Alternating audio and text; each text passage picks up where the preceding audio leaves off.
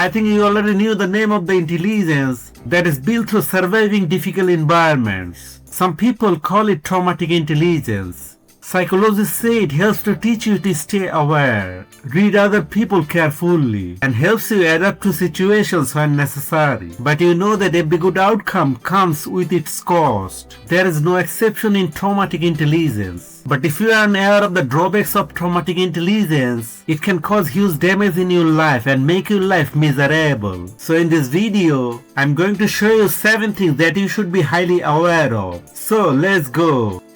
1. Misfire in safe situations.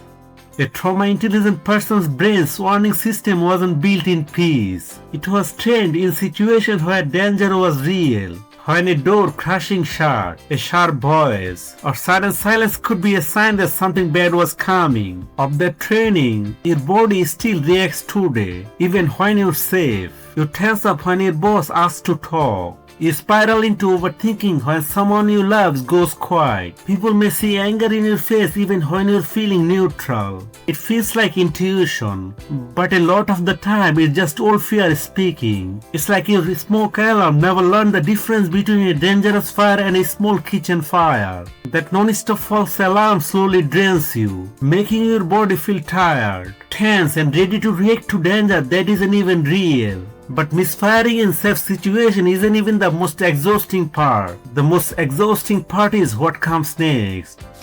2. Sabotage good situations. Their relationship feels secure. Their workplace is reliable. Life isn't perfect, but it's good. And then, for no obvious reason, they start looking for trouble. They start a fight over something minor. They distance with others when someone gets close. They make a choice that ends up hurting something that was going fine. Their problem is simpler than you might think. Their nervous system never learned how to feel safe. Good moments never felt like they would last. They felt more like a short break before something bad happened again. So when life finally becomes calm, part of them doesn't know how to trust it. When they don't trust something, they test it, they push it, they challenge it. Sometimes they even destroy it just to show it can be destroyed. Psychologists call this repetition compulsion, a term from psychoanalytic theory that describes the unconscious tendency to recreate familiar emotional experiences, even painful ones. Because for them, familiar feels safer than unknown, even if it hurts. So being aware of this and acting accordingly can only help you. And that leads us to the next interesting part. 3. Over-explain and over-apologize. Even if someone else hits them, they are the only one who says sorry. They write a long explanation for a simple request. They start explaining their choice before anyone even questions it. Or they make themselves feel smaller around others, without anyone forcing them to. And over time, they became really good at it. The problem is, they carried that skill, and it affects their relationships, into their work, into every new situation.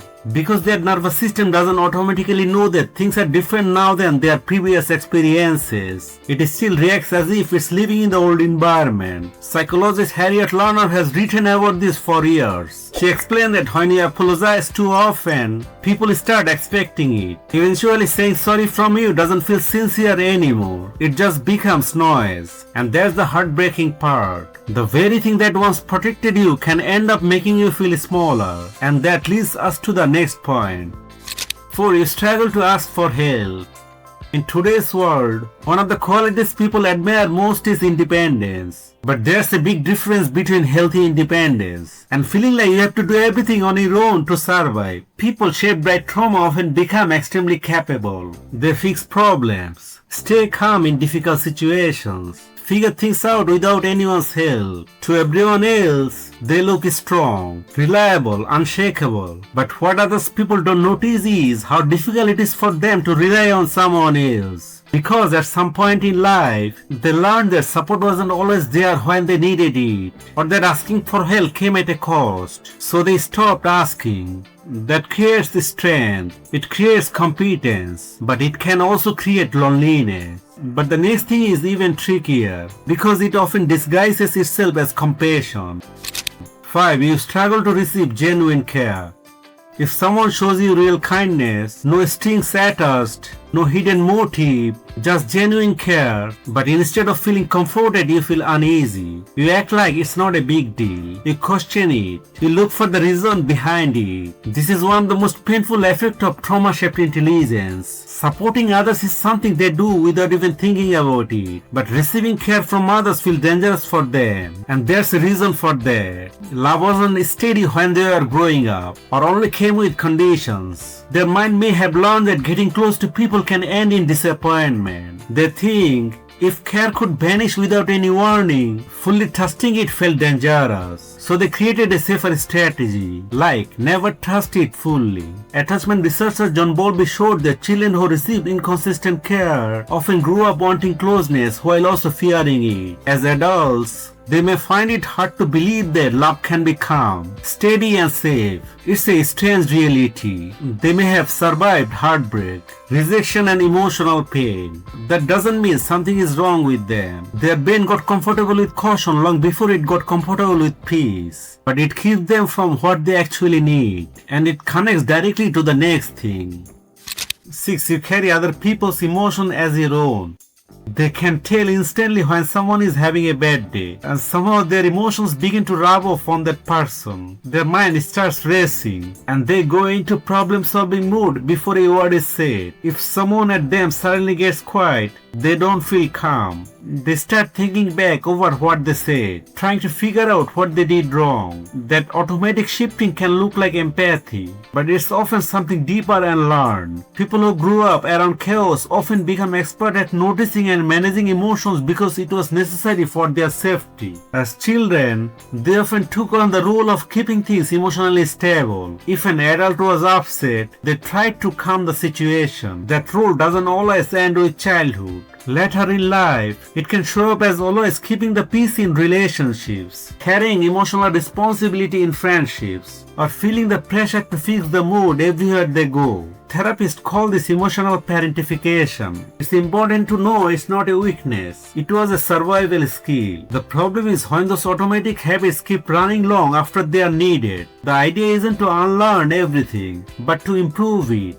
Notice when you're picking up others' feelings. Think about whether it helps you and learn to respond differently. You have to be aware that you didn't just get through your traumatic environment, you also adjusted to it. Now it's time to actually live, not just keep surviving. And that leads us to the next point. 7. You are attracted to complicated, struggling people.